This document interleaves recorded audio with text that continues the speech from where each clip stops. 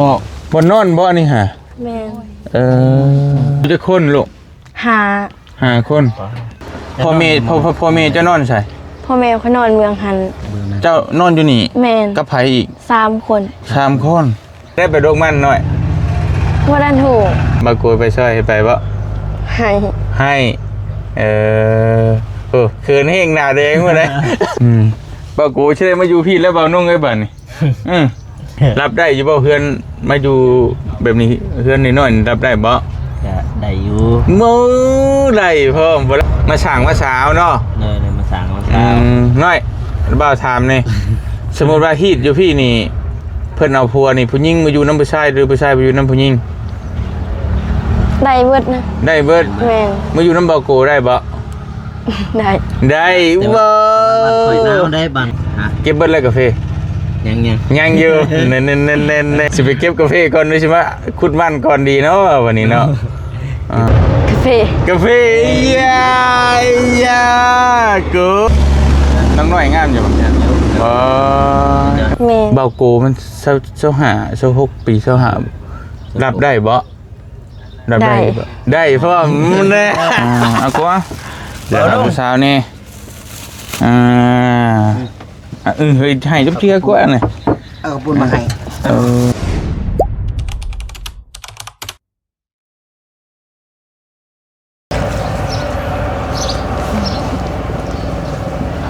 เอาพี่น้องเลยโอเคเนาะเปิดภาพมามันนี่กะอยู่ร่วมกันเสือลายตำทายคือกันเลยเนาะ2 คนเจ้าแหละคือกันเยอะเสือกันตะวันนี่จักกันนี่วันนี้เว้ยบอกอย่างที่ว่าคือว่าจริงเลยเนาะเมื่ออะไรกี่คานมาอีกเสียน้ำมันในนั้นคานลงมาอีกก็ได้นอนอยู่พี่เลยอยู่นี่เลยนอนที่ใช้เมื่อคืนนี่ท่าแตงสนามเป็นทรงสนามชนะช่อนรถมื้อนั้นน่ะติดเศษชนะเลยป่ะบาปน้ำเลยสบายดีเด้อพี่น้องเด้อทักทายสบายดีพ่อแม่พี่น้องเบิดทุกคนมื้อนี้เฮาก็ยังอยู่บ้านกิจกรรมคือเก่าเนาะบ้านเบานุ่งเว้าง่ายๆบ้านเกิดเบานุ่งทราบจังง่ายเมื่อกี้นี่มาหาน้องสุรัตน์พี่น้องเป็นใจตนอยู่น้องเพิ่นนั่นกันเนาะบัดนี้ก็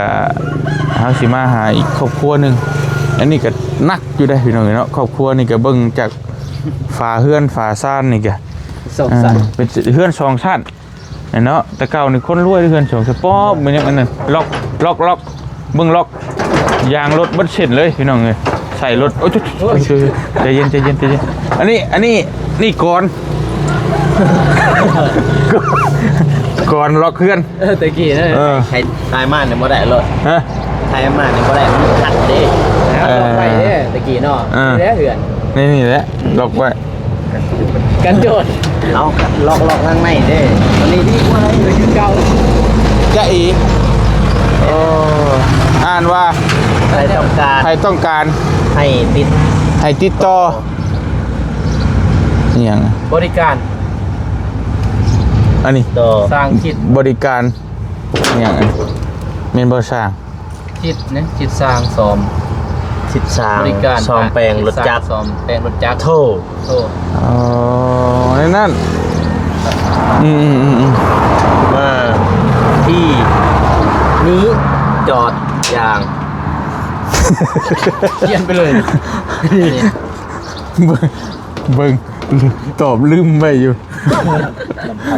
บานครับยุบตะกี้ว่าใช่มันเป็นประโยชน์แห้งนี่อันนี้ยางนอกยางนอกรถจักรอันนี้ยางในดีแต่ผมไม่กงมันเนาะเดี๋ยวไม่เอาก็นี่เลิกกงหมดเลยยังดอกโมเมนต์กงล่างมันนะเล็กนะโอ้ยพี่น้องนี่เนาะว่าเฮ็ดล่างไว้อยู่ในเนาะเฮ็ดตั้งนั่งเนาะแมนต้องได้ใส่ล่างเลยระวังได้มันดีดขาได้โอ้ใช้เจ้าของเฮือนอยู่ใช่หรือเปล่าใช่เอาคือโบเห็นอยู่ใช่บอลไปจ้ะไปรีอยู่รีอยู่บอลขึ้นเบื้องดูบ่าวนุ่งกล้าขึ้นนะข่อยมีแต่ให้หน้ามันเอาหน้ามาตั้งให้ไม่ให้บ่าวนุ่งจัดการเองเนาะ ว่าเจ้าของเฮือนเพิ่นเลย ไปลงมาตินั่งอยู่บนเลยบ่ นั่งอยู่เทิงเลยบ่ เบิ่งซึ่งก็ได้ ปอโธ่มาคือมีสองชั้นพุ่นนั่นน่ะ สั่น ให้บ่าวน้องจำให้ก็ได้แม่ก็เป็นน้องนี่เนาะดูเทิงให้ค่อยขึ้นไปเทิงเลยบ่นี่น่ะปอ เปิดทางนี้ก็ได้นี่ ฮะเปิดให้ก็ได้บ่ รีนี่บ่มันจึงสว่าง โอ้ยเป็นน้องนี่เนาะ ออกมาติ โอ้โหต้องเพิ่งเจ้าได้แบบนี้ขึ้นไปที่อยู่ที่นอน เด้อ เป็นผู้ว่าวนี่ไปเบิ่งดู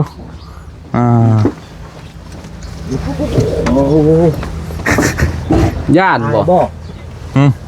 ไปเด้อ สบายดี สบายดีเนาะ เป็นยังสบายดีอยู่เนาะ ระวัง เราได้เล็กเด้เสียบเฮ้ยเสียบกดขี่เด้ เต็มจะเล็ก นั่งมึงดู ยับเบาโก้บ้างเอาอยู่บนนอนเลย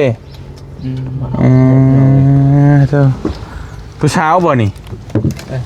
สบายดีแล้วน้องเด้อสบายดีไหมนกมือหลานนกมือน บไอ้ ใหญ่กำนอกบนนอนบ่นี่ฮะ แม่น นั่งลงเจ้านะนั่งลงบ่เป็นหยังตี้บ่เป็นหยังตี้ขึ้นเฮือนบ่เป็นหยังเนาะโอเคต้องถามก็ได้ยันผิดหีดผิดข้องเป็นยังดินั่งสิ โอ้บ่นี่เลยเนาะกูเอาไม่ให้น้องเพิ่นนี่ ติด หนีบจะหนีบรถน้องเพิ่นหนีบบ่เป็นสิให้บ่กูสัมภาษณ์ผู้ชาวเบิ่งบัดลองเบิ่งตะมอบเป็นบ่ จะซื้อกันนะ ซื้อหน่อย ซื้อน้อย สาวน้อยอายุจักปีน้อง 13 ปีอันนั้นน้องบ่ โดยแม่ ชื่อหยังซะล่ะ ซื้อทิพสุดา สิพระสุดา พระสุดา เบิ่งส่งแล้วคนอายเนาะอายบ่เคยเข้ากล้องบ่ บ่ ตื่นเต้น ตื่นเต้นบ่ ตื่นเต้นน้อง บ่เป็นหยังละบ่าวเข้ากล้องใหม่ๆก็ตื่นเต้นคือกันเดี๋ยวนี้บ่ตื่นแล้วมันเข้าดุโพดล่ะแล้วจักปีเลย 11นี้13 มีสำนีบ่เอ้ยน้องจ๊ะ บ่มีอีกคนหนึง มีคนนึง อยู่ไสเพิ่นไปไส มันไปเฮ็ดเวียกขายน้ำมัน ไปขายน้ำมัน โดย ผู้หญิงหรือผู้ชาย ผู้หญิง พี่น้องเลยไปหาจับพุ่นจับพี่ของเพิ่นนะบ่กูไปจับของน้องเพิ่นเครื่องมันเฮียได้หั่นอันนี้บ่นอนเจ้าบ่ล่ะ แม่น เป็นยังคือเฮ็ดช่องชั้นอันนี้ฮะจะอยู่จักคนลูก หา 5คนมีไผนี่ มีพ่อแม่เอื้อยน้อง พ่อจะไปใส่ตอนนี้ ผู้คือกันจักเราไปใส่ ว่าเอาอีหลีไหน เอ้าบ่ เอาเลยนี่มันจะเล็กบ่ดี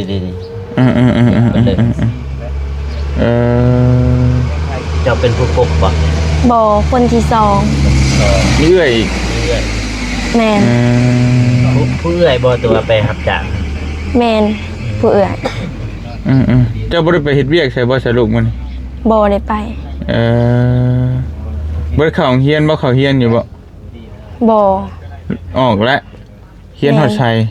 เรียนฮอดม .1 ม.1 โอ้ตึบหนึงนะม.1 ถ้าว่าบ่ออกกันปีนี้มใดปีนี้ถ้าว่าบ่ออก ม แสดงว่าปีกาย ปีกาย ไม่ไปใช่ไม่แล้วใบน้องไปเลยคือบ่เห็นเห็นบ่โอเคยันไม่เฮียถามแล้วบ่โกถามผู้สาวดูบ่โกเลย บัด นอกจะยังเฮียนมาพุ่นนะฮะ เพิ่นน้องเฮียน ยังเฮียน เฮียนบ่ฮอดใส่แล้วปล่อยได้ลูก ม .1 ไล่กันเลยนะเนาะ ไล่กันเลยจำกันเลย เป็นหยังจังออกเนาะ บ่มีเงินเรียนต่อ โอ้ใช้เงินหลายบ่ แม่น เจ้าอันน่ะเจ้าชื่อหยังก็ลืมถามมาชื่อแล้ว ซื้อหน่อย ซื้อน้อย สาวน้อยผู้นั้นได้ซะ ทิพสุดา สิพาสุดาถามแล้วเนาะแล้วบ่าวลืมอีก น้อยกับ โทษสาวน้อย สาวน้อย100 ล้านอาชีพเฮ็ดหยังน้องอยู่เฮือนนี่พากันเฮ็ดหยังแบบเบียกงานอาชีพรักเจ้าเฮ็ดให้เฮ็ดสวนเฮ็ดหน้า แม่นเฮ็ดให้สวน สวนหยัง สวนมัน บ่ได้ปลูกกาแฟบ่ทางนี้ บ่ ลกเบิดได้มัน ยัง โกไปลกมันไปใช่ไปบ่สิได้อยู่บ่ผู้ว่าลกมันซอยฮะบ่ฮู้ ไก่อยู่ว่าจะนี่ชวนมันจ้ะ ก็บ่ไกลปานใด นี่พาบาโกไปเบิ่งดูซั่น ย่างบ่หรือว่าขี่รถไปชวนครับ ขี่รถ รถจักรบ่ แม่น เพื่อนอันนี้เพื่อนเจ้าแต่ว่าน้อง แม่น เพื่อนเจ้าบ่เนี่ยป้า เพื่อนข่อย พี่น้องจักปีแล้วเจ้าจื้ออยู่บ่เพิ่นเฮ็ดจักปีแล้ว แต่ปีใด บ่จื้อ บ่จื้อครอบครัวละ5คนเนาะ คนอยู่จังได๋เจ้านอนจะใส่เอ้าถามพ่อแม่เจ้านอนใส่ พ่อแม่เขานอนเมืองหัน เจ้านอนอยู่นี่ แม่น กับไผอีก 3 คน 3 คน กับเอื้อยจ้ะ แม่น ผู้ชายบ่มีภายในเนาะผู้ชายมีแต่พ่อผู้เดียว แม่น อ๋อเป็นน้องจะเป็นผู้หญิงเบ่เลยเนาะ ยิงหมดเลย โดย แม่นบ่13 ปีเบิ่งส่งสิกลัวเนาะ เพราะว่าประมาณ13 14 15เนาะ15 16เริ่มจ้ะ บัดเอื้อย เจ้าเกิดปีเท่าไหร่น้องน้อง2012 2012 2012 เฮ้ย เฮ้ย แม่นบ่ คือเป็นสาวเลยเนาะ ว่า ฉันน้องเจ้าน่ะคืออายุ13 ปีหั่น2012อ๋อฮะ ตัวใหญ่บ่จ้ะ ตัวใหญ่เนาะยันตัวใหญ่ไว้เนาะแบบไล่กันเลยนะกับน้องเพิ่น น้อง11บ่11บ่ใหญ่นึง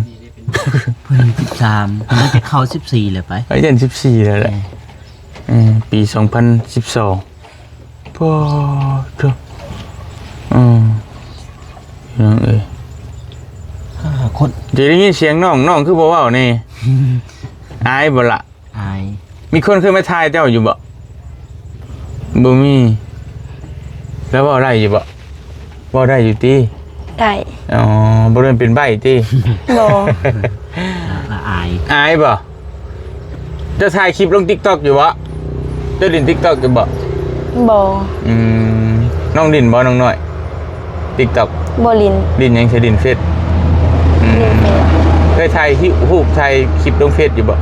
จะถ่ายวิดีโอไปนะ ถ่ายวิดีโอบ่เคยถ่ายลงเลย แม่น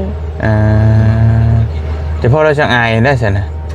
เนาะ แล้วพอเราจึงอายถ้ามาถ่ายวิดีโอลงไปหันกะแบบลิน TikTok มันสิลึงอะนะ แบบลิน TikTok หันได้อยู่ บางคนก็เต้นแง่งๆแค่ TikTok บ่เคยเต้เคยอยู่แต่ว่าเต้นใน TikTok บ่เหลือนี่จะให้ระบ่าวเห็นเด้อมาถ่ายนี่อายไปเห็นเต้นแง่งๆใน TikTok คุณนะพี่น้องเอ้ย กับแขกพี่น้องนอนบนเดียวกันเลยตัวกัน2สัตว์เนาะแต่ละปีนี่เขานำตามปลากลุ่มอยู่บ่จะกิน บ่ บ่กลุ่ม ข้าวหน้ามันจะใส่กินเนาะ ซื้อเอา ขายมันนะขายมันนะบ่นอกจากมันได้ซะเฮาไปเฮ็ดหยังบ่ได้หาเงินแบบใด บ่ได้กรีดยางกินหยังมาแท้ บ่ได้ ไป คิด รับจ้างเฮียงเป็นจ้างหยังอยู่ทางนี้ เพิ่นจ้างเกี่ยวเขาดำหน้า คือกันกับบ้านค่อยเนาะเขาดำหน้ากัน โดย ยางเกี่ยวเขาแต่ว่าบ่ได้ไปกรีดยางเนาะ แม่น บางคนเขาก็ไปกรีดยางแถวนี้เพราะยางส่วนเวียดเด้แต่ว่าน้องจะยังเฮียนเนาะ แม่นยังเฮียน ปีนี้ม.1แบบไล่กันเลยนะครับเอ้ยกับน้องไล่กันห่างกันปีเดียวเพราะว่าถ้าว่าน้องเพิ่นเดี๋ยวเพิ่นบ่ออกปีนี้ก็เฮียนม.2วันนี้น้องเพิ่นเฮียนม.1ปีนี้ ใช้เงินหลายปานนั้นบ่จังออกเนาะ แม่น ประมาณเดือนนึงประมาณจักแสนอยู่ว่า หลายจัง บ่ให้น้องเพิ่นเว้าว่าประมาณจักแสน บุง เข้าๆก็ได้ประมาณ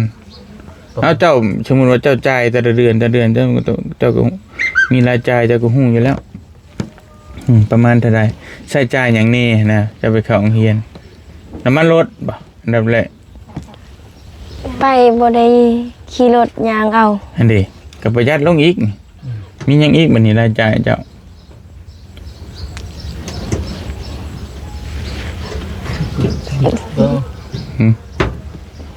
จ่ายแค่ยังซื้อกินบ่ แม่น ซื้อหยังแหน่อยู่ในโรงเรียน ซื้อพวกอาหารการกินนี่แหละ เอ่อจ่ายค่าโรงเรียนมีอยู่บ่ มี ยกตัวอย่างจ่ายหยังนี่เดือนหนึงมันต้องมีรายจ่ายน้องจ่ายที่ผ่านมาน่ะจ่ายค่าหยัง แต่น้องเพิ่นเลยสิเป็นน้องเพิ่นยังเฮียนบ่ได้ บ่เนาะกูน้องได้ใช้จ่ายหยังในเดือนหนึงจ่ายหยังนี่ล่ะ ในโรงเรียนน่ะนะเขาเก็บเงินค่าหยังแน่นะชื่อว่า ตอบดิ จะมีอยู่ที่ค่าเก็บบางทีค่าโต๊ะค่าตังค์อย่างในเพย์อยู่เก็บจะมีบ่อันนั้น ยิ้มอย่างเดียว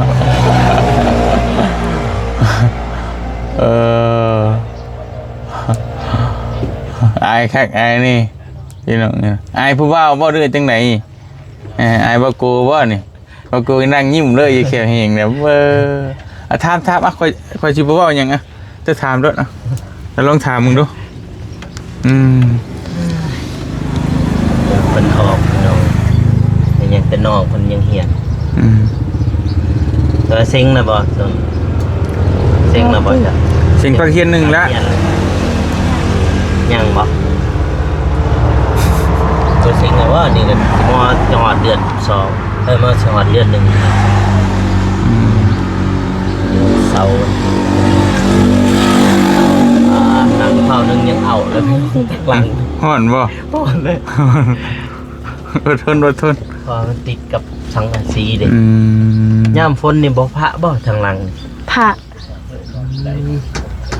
พากระตีนะพี่น้องพากระจาดน่าจะ กินกำลังกบใหม่กบตอกเทือนใหม่บ่ แม่น โอ้ แต่บ่มีเงิน บ่มีเงินเด้ให้ผู้บ่าวมาหาช่วยนี่บ่าวกูหันหน้ามาพี่ติน้อยรออยู่บ่บ่าวกูรออยู่บ่ฮะ รอ รอนี่จะเขินผู้บ่าวว่าจังแค่นี้นี่พี่น้องเอ้ยผ่านอยู่บ่สมมุติว่าเป็นผู้บ่าวผ่านอยู่บ่ได้อยู่ผ่านพ่อใบยาโกว่าไงโกมือเอาแล้วบัดนี้พี่น้องเอ้ยสิได้มาอยู่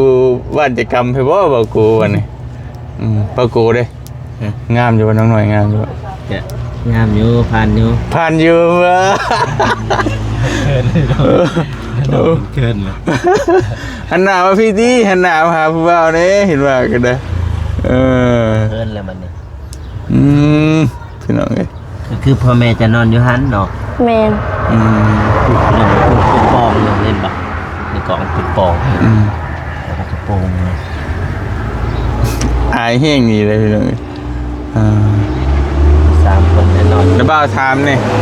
เจ้าอายหยังอายกล้องหรืออายผู้บ่าวฮะ จัก ฮะ บ่ฮู้ บ่ฮู้ บ่จักสิตอบ มันเขินบ่มันแบบมันเขินมันแบบบ่ ติดๆนี่ มันแบบตื่นเต้นครั้งแรกเดี๋ยวบ่จักเฮ็ดหยังก็บ่ถึกนะเข้าใจอารมณ์อยู่เนาะ ยังก็บ่ตื่นเต้น มื้อหน้าละบ่าวสิให้บ่าวโกมาสัมภาษณ์2ต่อ2ด้วยลองเบิ่ง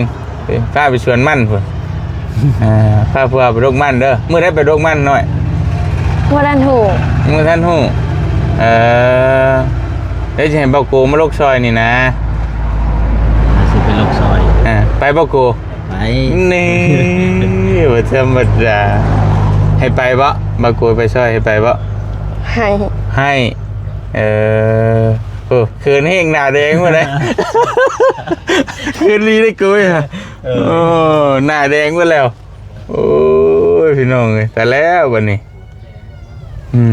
บ่าวโกใช่มาอยู่พี่แล้วบ่าวนุ่งไอ้บัดนี่อือ อยู่บ้านคอยวะ เออ ยังดีแล้ว เบิ่งช่งแล้วไหว้บ่าวโกไหว้อยู่บ่ฮะ แจกแล้ว รับได้อยู่บ่เพื่อนมาอยู่แบบนี้เพื่อนน้อยๆรับได้บ่ จะได้อยู่ โมได้พ่อมบ่รังเกียจพ่อดีแท้ว่ะใจกว้างดีนี่มาช่างมาสาวเนาะ เลยมาสั่งมา อื สาว น้อยบ่าวถามนี่ สมมุติว่าฮีดอยู่พี่นี่ เพิ่นเอาผัวนี่ผู้หญิงมาอยู่นำผู้ชายหรือผู้ชายไปอยู่นำผู้หญิง ได้เบิดนะ ได้เบิด แม่น มาอยู่นำบ่าวโกได้บ่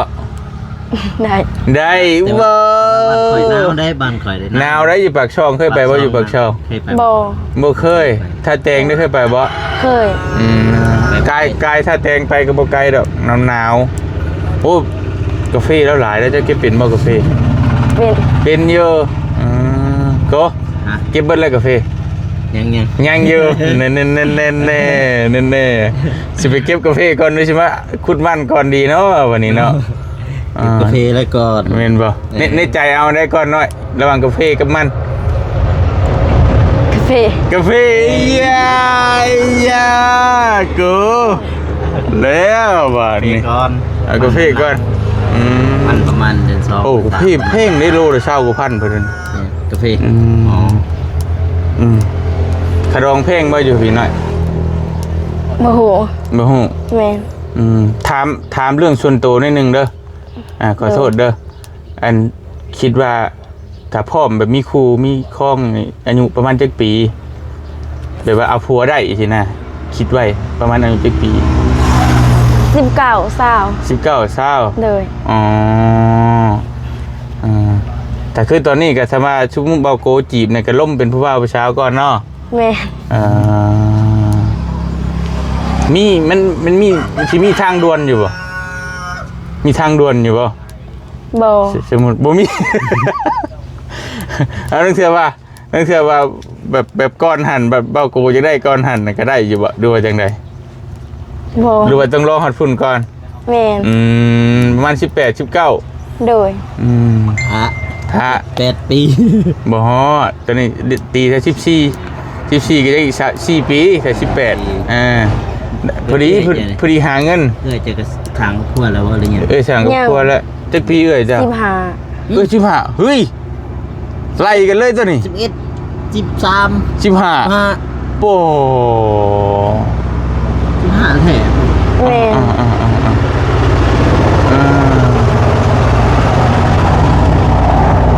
ทำตัวบ่ถือนะงึงงัก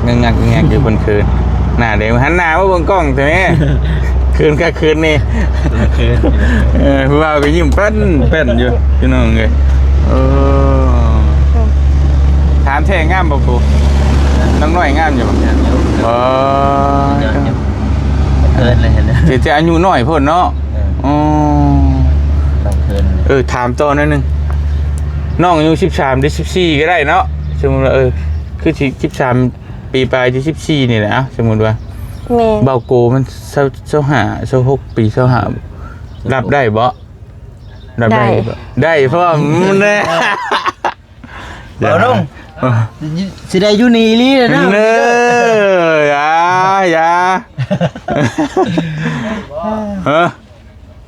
ได้บ่ เดี๋ยวถามต่อนิดนึงบาทคาดองเพิ่นแต่งกันอยู่พี่เท่าไหร่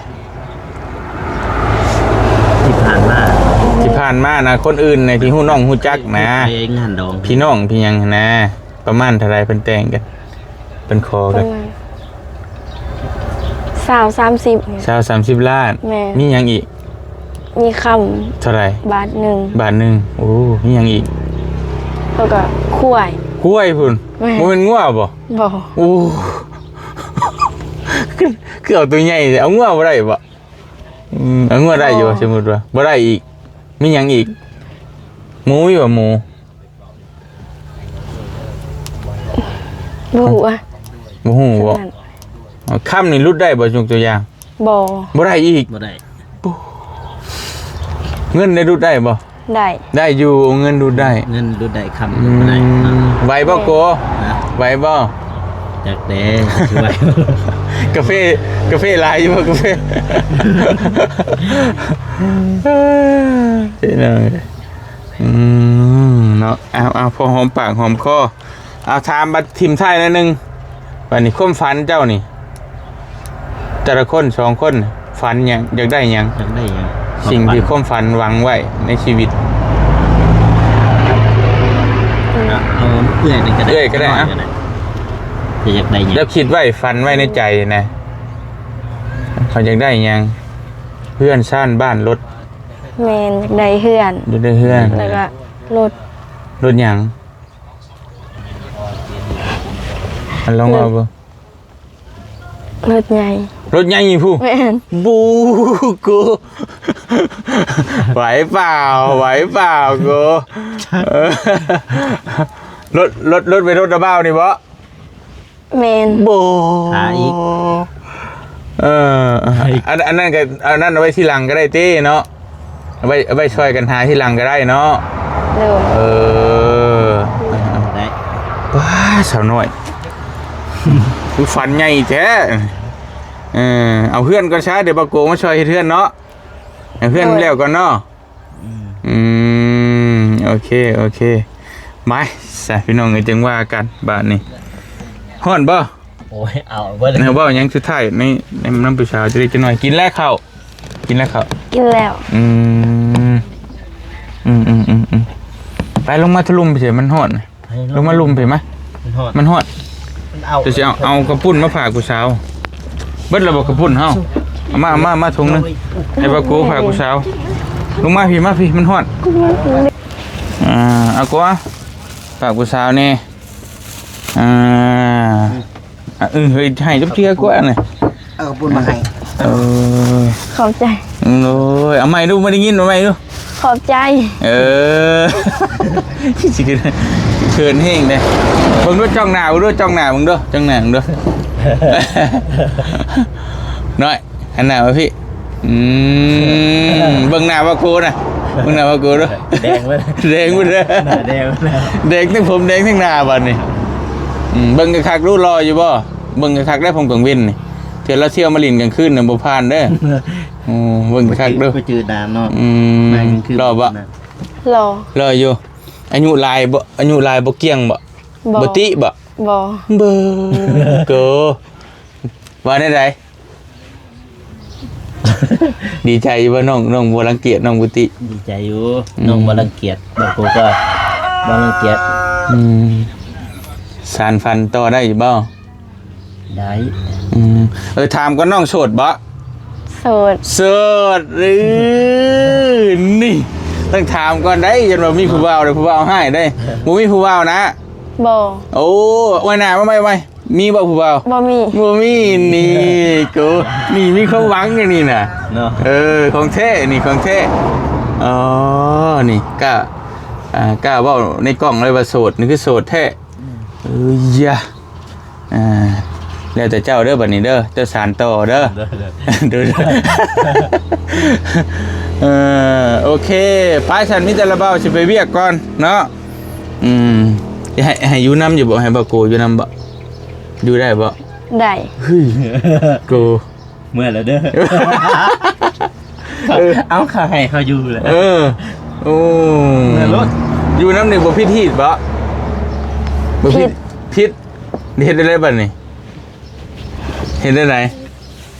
โอ้โห ฮะ บ่ฮู้ อ้าวสมมุติอยู่กลางเว้นนี่ชื่อหนึงบ่พิษบ่อยู่ลิ้นนี่ชื่อบ่พิษ บ่ บ่อยู่ไปได้สะพิษ ถามน้องอีกน้องก็ยังนักก็ไปไงอีกกลางคืนบ่ แม่ ไปถ้าอยู่น้ำข้ามคืนไม่ใช่น่ะพิษเนาะอยู่ลิ้นกลางเว้นนี่ชื่อน่ะบ่เป็นหยังโอเคฉันจัดไปก็ไปเมื่อกันเด้อบ๊ายบาย ไปเมื่อ มัวไล่อีกโอ้อย่าแล้วหมู่บ้านกันไล่กันเมื่อโอ้ยพอแท้แล้วคือเมื่อดีแล้วใช่เด้อ ฮะ คือเมื่อดีเด้อ ไปรถ ว้าวโอเคมันมีเยื่อใยอีกน้อยระวังเมื่อกันเด้อ โดย ฝากในเด้อนี่เด้อกินบ่ลายดอกเข่าก็มือทำกับปั้นนี่ก็อิ่มนี่โอเคเด้อบ๊ายบายเด้อ สบายดีเด้อน้องสบายดีพี่น้องดู นก นกมือสบายดีเด้อนกมือล่ะโอ้ยมีแต่คนให้อายเอาบอกเอาเด้อสอนเอาเด้อ นั่นๆสอนเอาสิบอกเอา เอาไม่มาให้นะเปล่า เอาไหม เอาไม่มาเอาไปช่วยกันกินเด้อข้าวปุ้นเด้อโอเคไปบ่เตียงขอตัวกลับก่อนมานี่สิมบ่โกไว้นี่แหละอยู่บ้านเจกรรมนี่แหละพี่น้องเห็นเนาะเพิ่นมาเจอสาวน้อยพี่น้องเห็นเนาะอยู่บ้าน พกฮักไปบ่ มันจะดีโดยกำลังฟื้นฟูหัวใจอยู่นะกำลังต้องการสมานหัวใจเป็นเพเป็นบาทเป็นเพเอ้าพี่น้องไอ้นี่ก็เป็นอีกครอบครัวหนึ่งที่ว่าเพิ่นก็ทุกข์ยากขาดแคลนนั่นแหละคำที่ว่าแล้วกันนะเนาะเพื่อนซานลานเป็นก็เบิ่งรอบๆพวกพี่น้อยก็ฮู้จงผู้จงปงอยู่สารต่อเด้อโกเด้อกระปอกกระปุ่นนั่นกันเด้อนะถ้าช่วยให้บ่วงมาชูกินหั่นป้อนหยังก็ได้นี่ประมาณนี้แหละพี่น้องเนาะเพื่อนซานเพิ่นก็ได้ สองสันเนาะแต่ว่า ไปเฮ็ดเป็นสองสั้นขึ้นเก็บของไว้ทั้งลุ่ม คล้องไว้สัก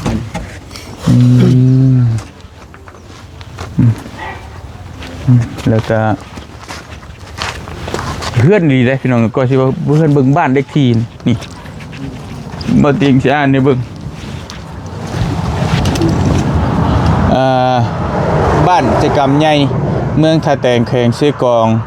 หน่วยที่3เนาะเฮือนเลขที่032เกือบลืม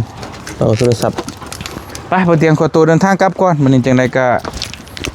เนาะไปพิจารณาเบิ่งนำกันพี่น้องน้องเพิ่นก็เว้ายังบ่เก่งยังบ่เคยเข้ากล้องก็อยากอายนี่ก็บ่ว่ากันปกติกันเป็นครั้งแรกเนาะพี่น้องเนาะ